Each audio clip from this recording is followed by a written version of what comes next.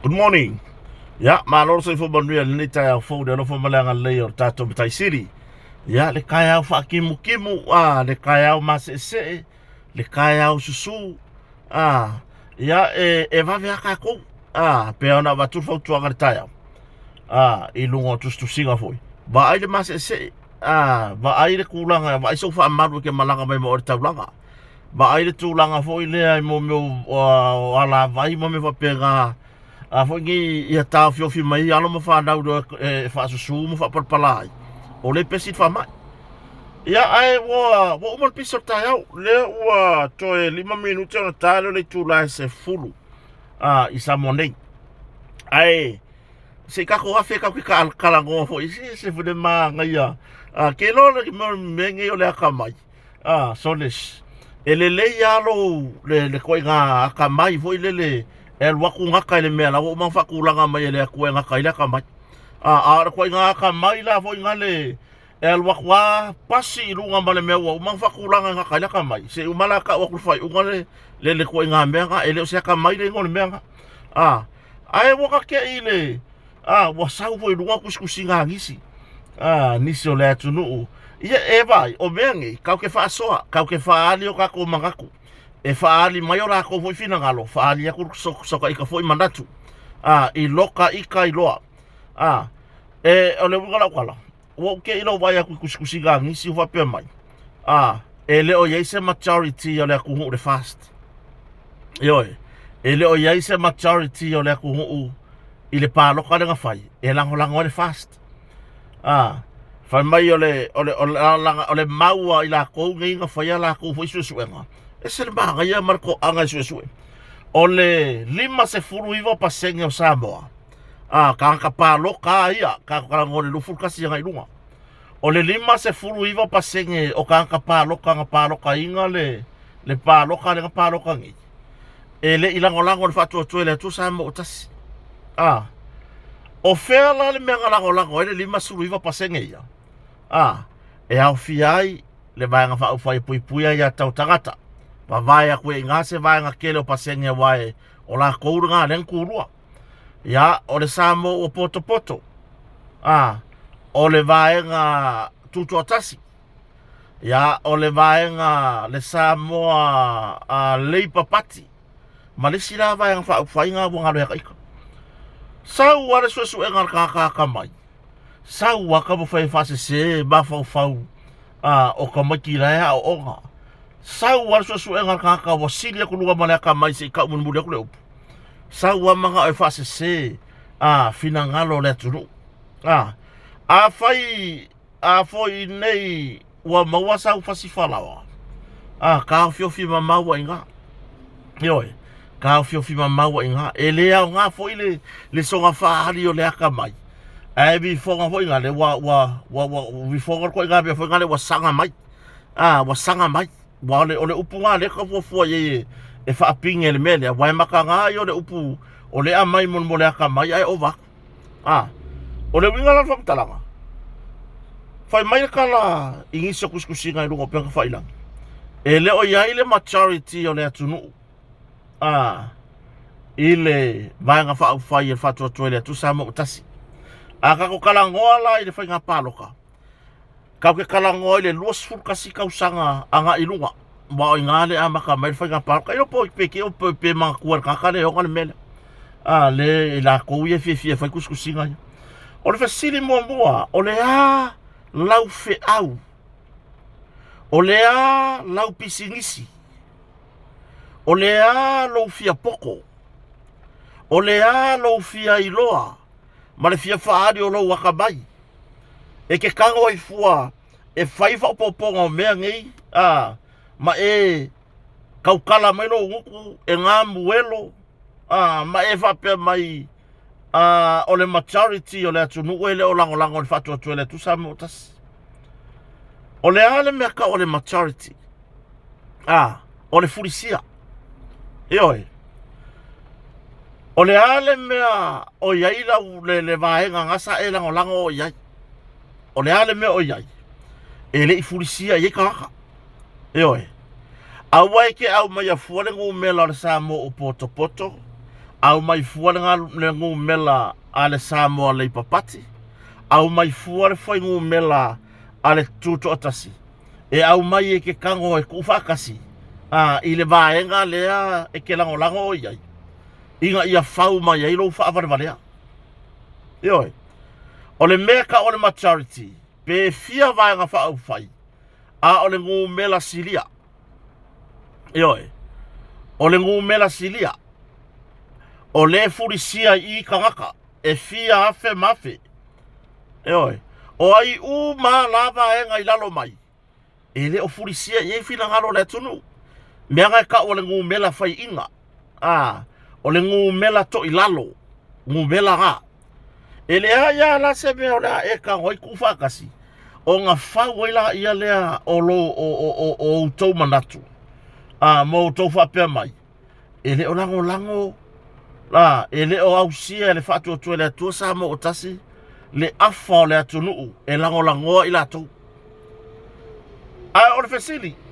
O kou ausia la le afa o le atu nuu o langoa. O le hale kou pasenge I le whapasenge inga. Pe a ku uala e kako karangoanga ni whangu mela. O le ale pasenge o le kou vaenga. E sili yaku I le vaenga le mbak malongi. Le ai. Le ale mela e ka ngoi fuai au mai pasenge o isi vaenga wha upu fai. E au mai e ku whaakasi e wha aari ai.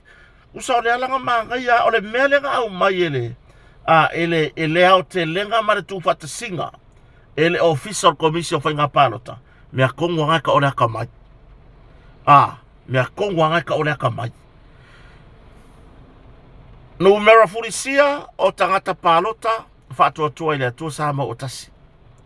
O isi vaenga uma I lalo mai. Ele ka uala ko se ngu mela furisia. Ioi. Ele ka ua ila ko se maturity. O la e ka ula ko. Ia o ngu mela wo fai ingal paloka. Ia po o nai vaenga wha fai na to ilalo mai le fai ngā whiriwhiringa le tunu. O le aka mai la ngā le ngā au mai sa o I mea ka o le aka mai. Ie le poto ma le ata mai. Le ngā au mai le ofisa o fai ngā paloka. I le la ko wa whakulangaga o ai le piko ilunga whatua tua le tu sama o tasi. Kangolo o ele fula mai. Le mea ka o le fefeke mai. Kangolo o e mea ka o le fula vai. Mamaka peila aka wonga o mai. Ioe. Ma le fiaka mai ua makuai kaufe ai mai. Kangolo la ia o oe po o tou. Le koke fifia kusi le melea ilunga. E le o yaise maturity le whainga malo. Kangolo au mai le melea. Au mai fa upopo fatasi. Le ala e mawai le mele fai mai lau finawa. Po le tau finawa. O le 5 pasene. O le whainga filfilinga Samoa. O lo o isi vaenga wha upu fai. Ia, ronga. Eoe. Ai a tuu mai loa I le au te lenga. Le alala ufa baka la kua le melea. Pe tolu se fulu sui fai pule. O le vaenga wha upu fai. A le whatua tua ile atua sama o tasi se aka whakaikai. Pe kolu se fulu sui fai pule. O le tolu se fulu leo I tu malo. O lo manu malo ma yai leo ke wakua se aka whakaikai. Leo lo manu malo ma I le whatua tua ile atua sama o tasi. O I ku malo piko I maula lalo lo la paloka. Ioi. A whapela e tolu se fulu sui al whatua tua ile atua sama o tasi. Lea mangu malo mai onga o I ku malo I maula lalo lo la paloka. Ioi. E le su e ala I le au wha yo kakaka paloka. A e su e. Le whainga malo. I le au wha o sui wa sau whanga mai I le whainga palota. Ioi. E le su ea. E le whaapela a kua kele. Ia kakaka paloka ko vanga wha upwhai po ai lama. A e la I kikir ko whaingu mbela ko sao mai ai. Le ai. O le tula fono. E ave ai I. O ai wakele ala ko sui kukungu. O ai le vanga wha upwhai. O lo o. Ko akele ala ko sui na sao man whainga palota. O le whainga malo na. Ioe. Pe sauala le au wha i o kangaka pāloka i le korus furu sui le po i tu malo ia toru se furu. E sili ai ia sui. E sili ai la wha i o kangaka pāloka. Ngā mangu malo mai i se vaenga wha uwhai pe to se furu wha. Se furu lima. E le kauria ngā mea. E kauria i le tulafono sui manu malo mai. E le o whai mai le kulafongo e fua i kangaka pāloka. O le kulafongo e refer i lunga o sui na manu malo mai. E oi, o sui na manu malo mai. Me le fautua ina au tau ia le au fufula mai. Le au kau whawheko ai. Le au fo ingei ua mahalosi le vai vai. Ku awar ko yo i lunga i whaingu mela. La ngai leo whai mai le whaingu le kulafongo. E su e le au whai o kangaka pāloka. Ioe, le ai.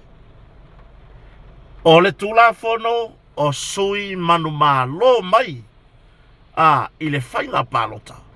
Po o i tu malo malato sui manu malo mai.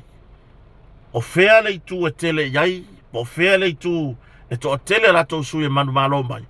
O sui ngai a vea ma whainga malo. Po o le vaenga na ua a vea i lato ma mea ta o le whainga malo. E maga ia le whaaninga mangaku. Ai kau wha malolosi mai. Wha malolosi mai bea. A wale kuri oso i whaingu mela. Ai ngai ke ngofo i lungo le kula fongo. A wafo i kako ke ngau e wha olo a taua le atunu ona o whainu mera. O i ngai akangi ai lo wha avare valea. Ioe. O i ngai akangi ai se mea vai vai kele. E le o le whaingu mela o kangaka pāloka. Ai o le whaingu mela o sui ngā mangu malo mai i le pāloka. Tatu tanuanga na ni vanga le aso toi maua se tatu whapoponga i se taimi lava o le aso. Ai mole nei taimi le aso whaatimu timu kui sau kaiki. Whai me sau kaiki e se le ale lele ilunga o vai. Ai vai a kunga o lai sapo le le taiti ngai au mea malolosi foi ngai. Ngai no le lele la le ilunga o vai. Mua pā i la lor ki ngai muri sasa i la lor kaunua popo. Panu e laso.